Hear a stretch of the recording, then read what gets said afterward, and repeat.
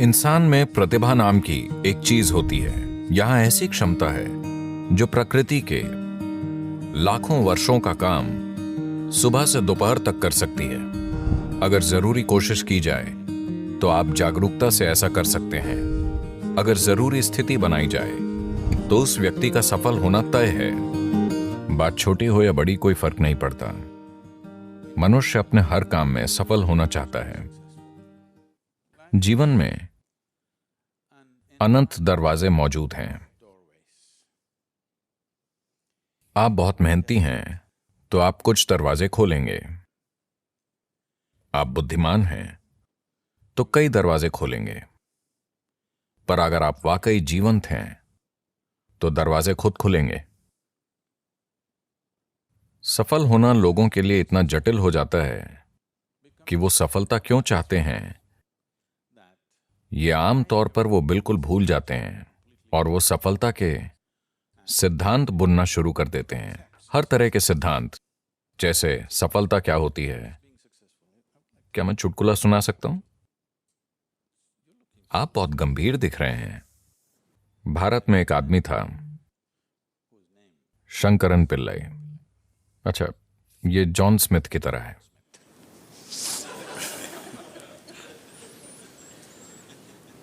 उनका बेटा अमेरिका आया। जाहिर है एक भारतीय युवक, यानी वो एक सॉफ्टवेयर इंजीनियर था। वो टेक्सास गया और वहां काम करने लगा। फिर उसे एक अमेरिकी महिला से प्यार हो गया। वो परेशान हो गया क्योंकि भारत में ऐसा प्रेम अपराध है। वो परेशान हो गया। फिर उसने अपनी मां को बताया। फिर मां ने पिता को बताया और पिता फट पड़े।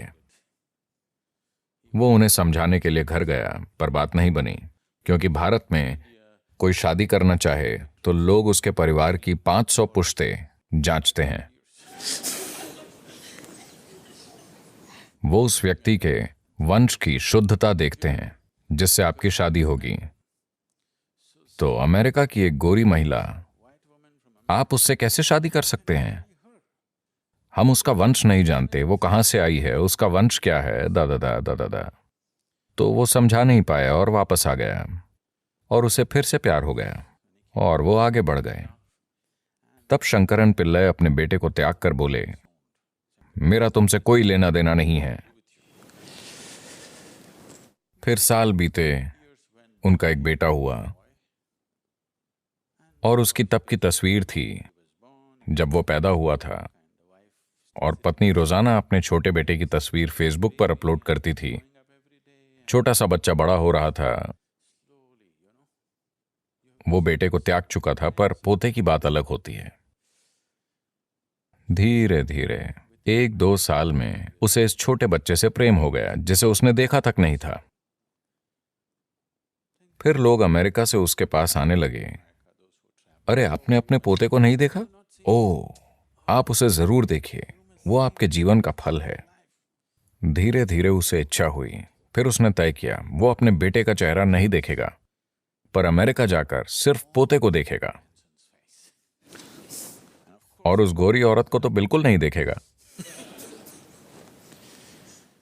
फिर वो अमेरिका गया और उसे एक 7 साल का ऊर्जावान युवा लड़का मिला। वो एक फार्म में रह रहे थे। वो यहां वहां कुछ करता रहता था। उसे इस छोटे साथी से गहरा प्रेम हो गया। फिर एक दिन वो लड़का बोला, दादाजी आओ, मैं आपको तीरंदाजी सिखाता हूं।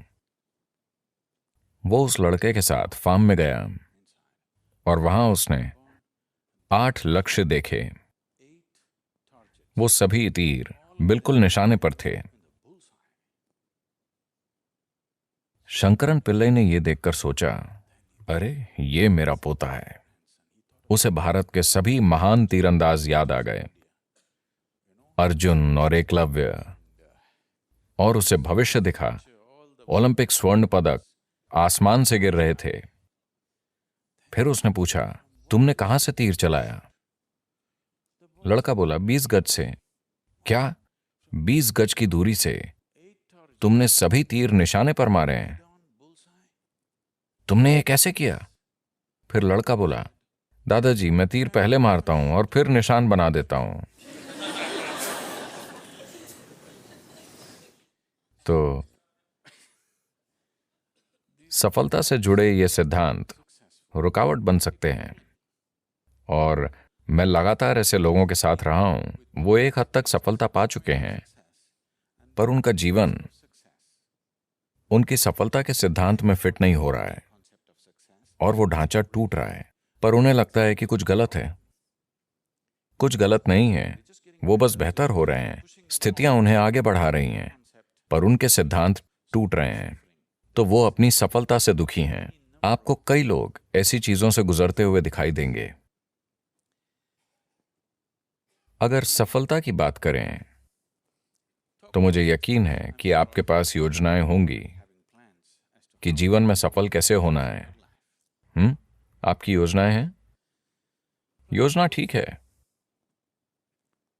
योजना अच्छी होकर भी एक उलझन हो सकती है, क्योंकि आप आज जो जानते हैं उसी से योजना बनाते हैं। योजना किसी अनजान चीज पर आधारित नहीं होती। आपकी योजना यानी आज को बढ़ा चढ़ाकर कल की कल्पना करना। अभी आप यहां एक स्तर पर हैं। आपकी योजना यह होती है कि ये इतने वर्षों में 10 गुना होना चाहिए, या 100 गुना, या लाख गुना हो जाए। But plan is just essentially an exaggeration of what is today. पर योजना यानी आज की स्थिति को बढ़ा चढ़ाकर की गई कल्पना। शायद इसके पीछे कोई तर्क हो, शायद आप उससे जुड़ी चीजें समझते हों, पर मूल रूप से आप आज की ही बढ़ा चढ़ाकर कल्पना करते हैं। यानी कई मायनों में वो सभी संभावनाएं खत्म हो जाती हैं जो अभी आपके अनुभव में नहीं हैं। आपने पेंसिल्वेनिया की बाढ़ के बारे में सुना? पेंसिल्वेनिया में बाढ़ आती है। आपको पता है, एक बार एक बड़ी बाढ़ आई और एक शहर में पानी इतना ऊपर उठा कि घर डूबने लगे। तो 2 छोटे लड़के अपने घर की छत पर चढ़कर बैठे थे। फिर उन्होंने अपने घर के सामने एक टोपी को ऊपर नीचे होते देखा। एक ने पूछा, वो टोपी ऊपर नीचे क्यों हो रही है? दूसरा बोला, चिंता मत करो, वो मेरे पिताजी हैं। कल उनका मेरी मां से झगड़ा हुआ था और उन्होंने प्रण लिया था, नरक या ऊंचा पानी, मैं लॉन जरूर काटूंगा।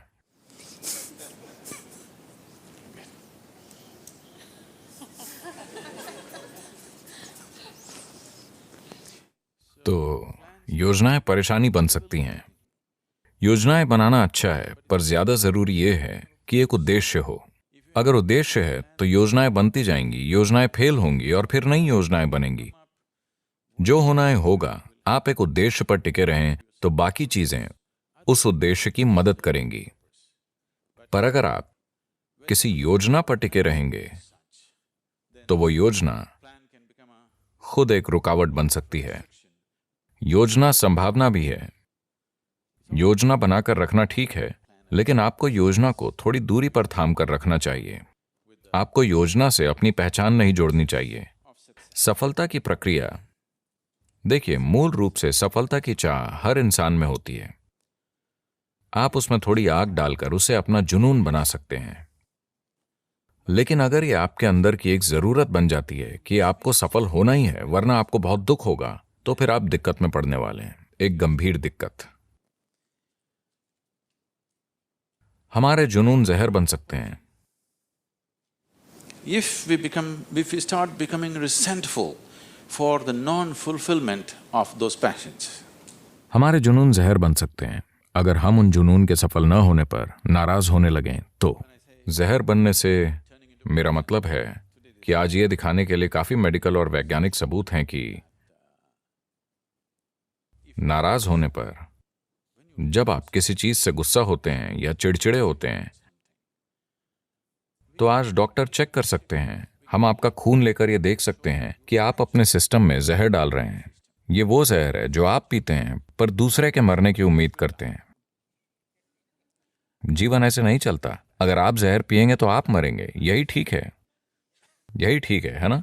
आप जहर पिए तो आपको मरना चाहिए। मैं जहर पीकर उसे मारना चाहता हूं, ऐसा नहीं होता। like that. तो ऐसी भावनाएं हमारी क्षमता को छीन लेती हैं। देखिए, इंसान में प्रतिभा नाम की एक चीज होती है, हर इंसान में होती है। वो उसे जीवन में कभी ना कभी छूता है, पर प्रश्न ये है कि आप उसे कितनी बार छूते हैं, यही प्रश्न है। You sparked once in your lifetime. That's not good enough. You must be sparking all the time, isn't it? आप अपने जीवन में एक बार चमके, ये काफी नहीं है। आपको हर समय चमकते रहना चाहिए, है ना? प्रतिभा क्या होती है, इसे समझने के कई तरीके हैं, पर सबसे आसान तरीका ये है कि हम हमेशा तार्किक विचारों को ही बुद्धि मानते हैं। नहीं, तार्किक विचार शायद अगले 25 वर्षों में बेकार हो जाएगा, क्योंकि तब शायद आपका कंप्यूटर हर तरह के तार्किक विचार पैदा करने के काबिल हो जाएगा, आपसे कहीं बेहतर और कहीं ज्यादा तेज। तो प्रतिभा को छूना यानी अपने अंदर मौजूद बुद्धि का दूसरा आयाम छूना। आपने नाश्ते में क्या खाया? Chicken in cell. देखिए, उन्होंने मुर्गी खाई। दोपहर होते होते वो मुर्गी एक इंसान में बदल गई है। अगर आप चार्ल्स डार्विन से पूछते कि एक मुर्गी इंसान कितने समय में बनती है, तो वो लाखों वर्षों की बातें करते हैं। यहां ये दोपहर में ही मुर्गी को इंसान में बदल रहे हैं। So there is an intelligence here. There is a competence here.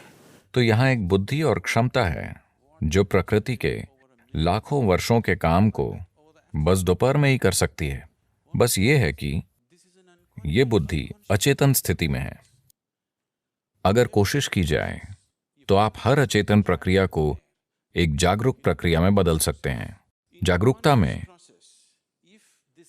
अगर इस बुद्धि की एक बूंद भी आपको मिल जाए तो अचानक जीवन एक जादू की तरह चमक उठेगा। जो काम लोग मुश्किल से करते हैं वो आपके लिए आसान होगा। अब जब मैं बुद्धि कहता हूं तो लोग हमेशा ये सोचते हैं, अगर मैं लोगों से पूछूं कि बुद्धि कहाँ है तो सभी हमेशा यही कहेंगे, है ना? वो ये या ये या ये या ये नहीं कहेंगे। पर आपके शरीर की एक कोशिका आपके दिमाग से कहीं ज्यादा काम कर रही है। डीएनए का एक अणु 1 मिनट में इतने लाखों काम कर रहा है कि आप कभी समझ ही नहीं सकते, है ना? तो योग में या योग विज्ञान में हम कभी भी किसी चीज को मन नहीं मानते। मन जैसी कोई चीज नहीं होती। एक भौतिक शरीर है और एक मानसिक शरीर है। शरीर से सोचना सीखना होगा। ये एक छोटा सा सेशन है, अभी ये बात नहीं करनी चाहिए, पर यह बताना जरूरी है। कई चीजें हैं जो मैं खुद एक ही समय में करता हूं, क्योंकि कोई मुझे बताता है, अभी इस सत्र से पहले कोई कहता है, सद्गुरु इस इमारत की योजना बनानी है, क्योंकि हम सब कुछ खुद करते हैं। अब यहां से जाने से पहले मेरा बिल्डिंग प्लान तैयार होगा, वो अभी यहीं बनेगा, क्योंकि मेरे दिमाग में 12 से 14 चैनल वाकई चलते रहते हैं।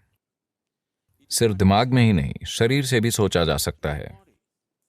आप शरीर से सोचना सीख लें तो कभी सिरदर्द नहीं देगा। यह सबसे अच्छी बात है।